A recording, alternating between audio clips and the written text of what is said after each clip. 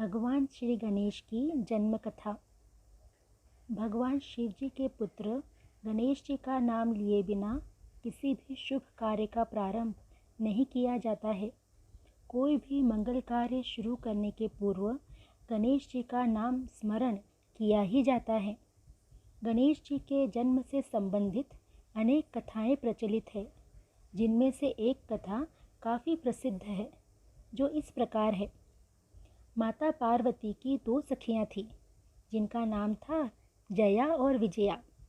एक बार वे दोनों माता पार्वती के पास गई और कहने लगी कि हे सखी, कैलाश में जितने भी गण हैं, चाहे वह नंदी हो या भृंगी हो, सभी शिवजी के ही सेवक हैं और उनकी ही आज्ञा का पालन करते हैं।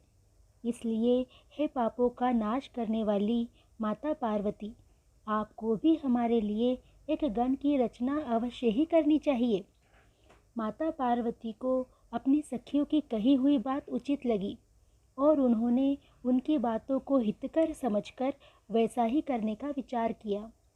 एक बार की बात है, माता पार्वती स्नान घर में स्नान करने गई और शिवगण को पहरे पर रखा, परंतु शिवगण में शिवजी को रोकने की हिम्मत नहीं थी, क्योंकि वह शिवजी की आज्ञा का उल्लंघन नहीं कर सकता था। शिवजी बिना माता पार्वती की अनुमति के घर में चले गए। जब वे स्नान कर रही थी, यह देख माता पार्वती को बहुत बुरा लगा और उन्हें लज्जा भी आई।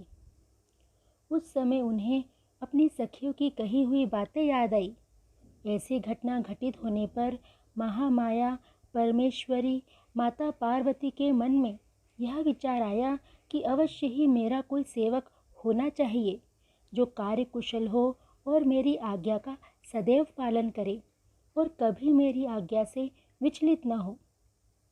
बस इसी विचार से माता पार्वती ने शरीर पर लगाए जाने वाले उबटन से एक चेतन बालक की उत्पत्ति की।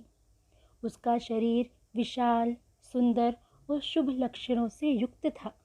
उसमें किसी प्रकार का कोई दोष नहीं था। वह अति शोभायमान, महान बल और पराक्रम से संपन्न था।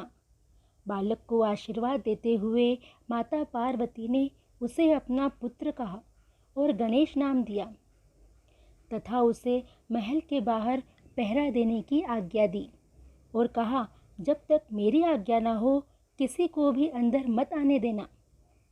माता ने गणेश को एक छड़ी भी दी और द्वारपाल नियुक्त कर दिया तथा स्वयं स्नान घर चली गई। कुछ समय पश्चात शिव जी वहाँ पहुँचे तो गणेश जी ने उन्हें अंदर जाने से रोक दिया। शिव जी ने बालक गणेश को बहुत समझाया, परंतु गणेश नहीं माने और अपनी माता की आज्ञा का पालन करते हुए शिव जी को अंदर नहीं जाने दिया।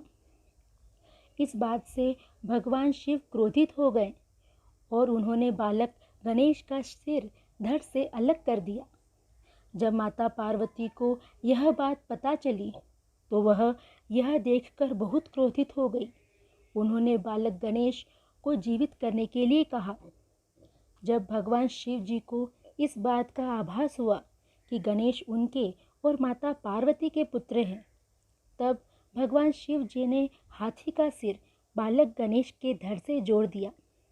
इस घटना के पश्चात बालक गणेश को सभी देवताओं ने कई वरदान दिए। गणों का स्वामी होने के कारण गणेश जी को गणपति भी कहा जाता है तथा हाथी का सिर होने के कारण उन्हें गजानन भी कहा जाता है।